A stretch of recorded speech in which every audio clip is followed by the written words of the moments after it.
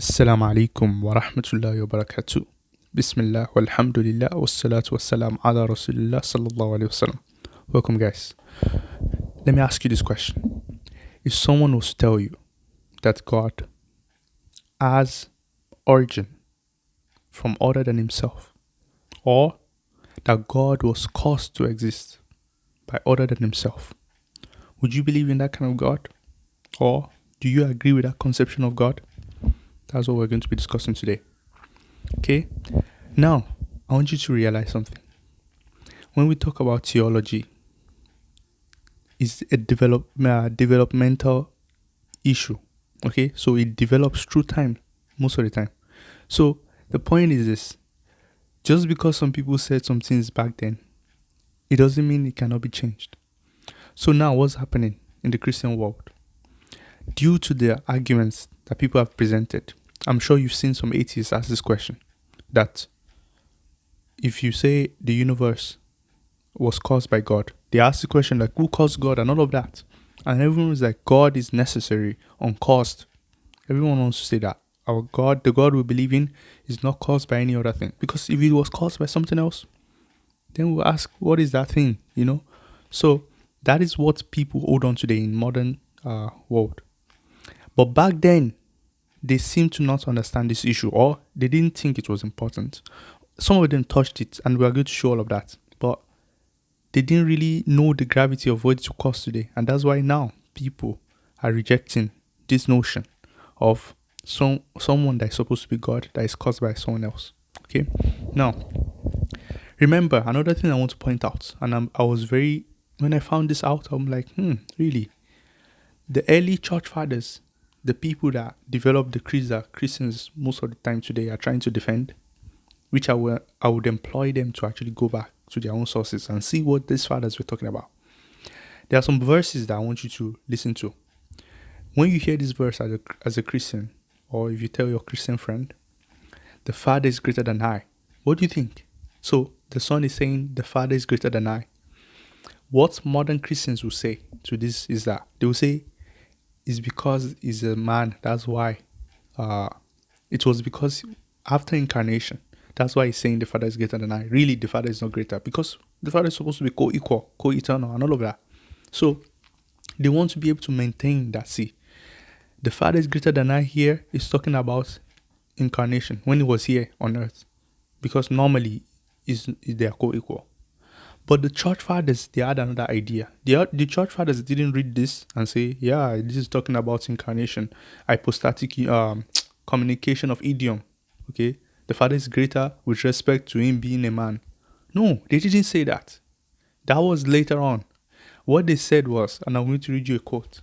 Okay, so this is one of the church fathers. When they hear this verse, they didn't say, let's make a distinction between the man and the God in him. No. They read it and they're like, yeah, it's true. So listen to this quote.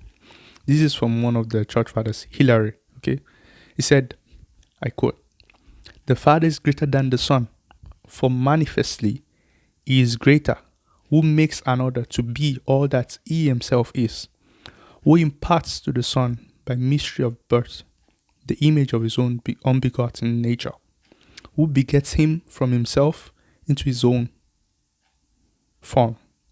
You'll find this on the Trinity, and I'll put the quote here. Okay, I'll put it for you. If you read this quote, what's going on here? They didn't read this verse and say, yeah, the Father is greater than the Son with respect to the man. No, they are saying, yes, truly the Father is greater than the Son. Because why? Because the Father is the one that brings the Son into existence. He's the one that caused the Son to exist. He's the origin of the Son. Another one, another thing that you see. So they say, therefore, the Father is greater than the Son, but the Son is not less. What does that mean? The Father is greater than the Son, but the Son is not less. What are they talking about? Why would you say it's great? It's like saying, and if you read like this, people like William Lane Craig that have denied this view of the Son begotten of the Father, they are saying, no, the Son is not begotten of the Father. In fact, it was not even the Son before. There are people now that are saying it's not the Son. It was Logos. Okay, we'll get into that. But the conclusion of that is that they are saying the Father is greater than the Son with respect to his origination. Okay, listen to that. The Father is greater than the Son because of origination. Where did it come from? Where did the Son come from?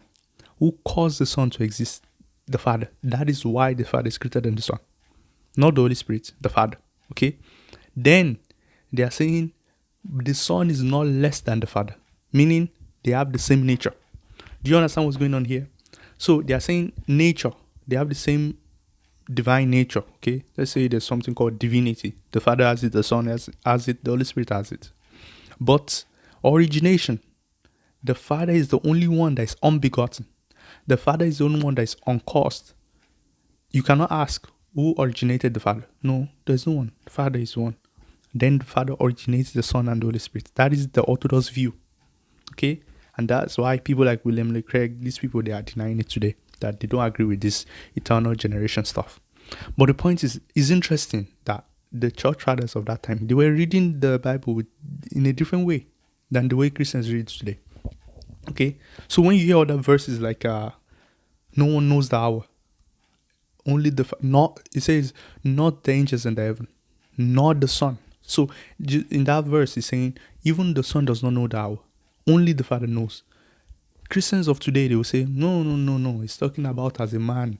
It was kenosis and all of that stuff. No, I'm sure the church fathers will be like, yeah, it's okay. No problem.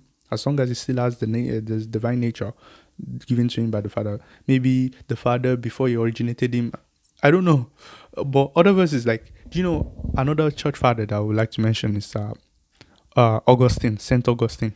He had a problem with John 17:3, okay, where it says, the only true God is the Father. He had a problem with that verse, and he had to change it. Like, it cannot be this, because if this is what he's saying, this means that it's problematic. The point is, those church fathers saw those verses, and they read them the way it's supposed to be read, and they're like, bro, this is the conclusion. But Christians today, they read it, and they're like, no. You see? So now I've shown you what the church fathers thought about those verses. They didn't read it the way you guys read it today. So that's very interesting. Now, let me quote another church father. It says here. Okay?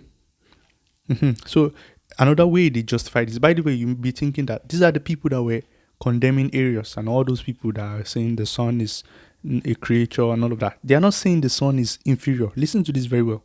They are not saying the Son is less than the Father. No. They clearly say the Son is not less than the Father. But I'll tell you what they mean. Listen to another quote. St. Basil, he says here, I think Basil of Caesarea, says, that which is from such a cause is not inferior to that which has no cause. For it would share the glory of the unoriginate because it is from the unoriginate. I'll put this quote also. So St. Basil there is saying that, see, the one that was caused is not inferior to the one that has no cause.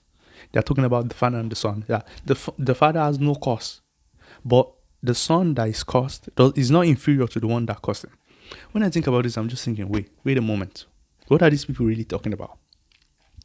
I've tried to not think about universals, but to me, it's just about universals. Let me give you a good example. When a man gives birth to a child, like you and your mother and your father, they give birth to you. The question is, the child that was given birth to, who was prior to the child? The father and the mother, okay?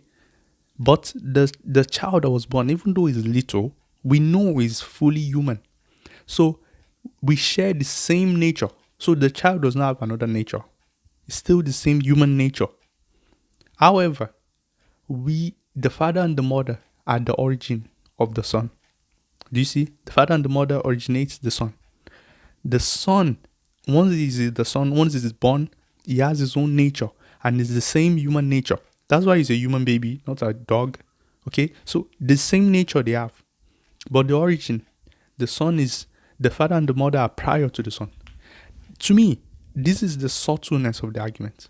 And I see why William Lane Craig, these people rejected it. Because this is a modern development, I think. In the past, I don't think they had issue with, as long as you have the nature to them, you are fine. But we today, we know that God must not have a cause. It's a aseity. Aseity means you have your existence in and of yourself, not because of any other thing. So, in a way, contingency argument. When you use contingency argument, that everything that has a cause Everything that begins must have a cause, or all of that. The point is, when you get to the Son, and you say, is the Son self-explanatory? No, the Son is not self-explanatory.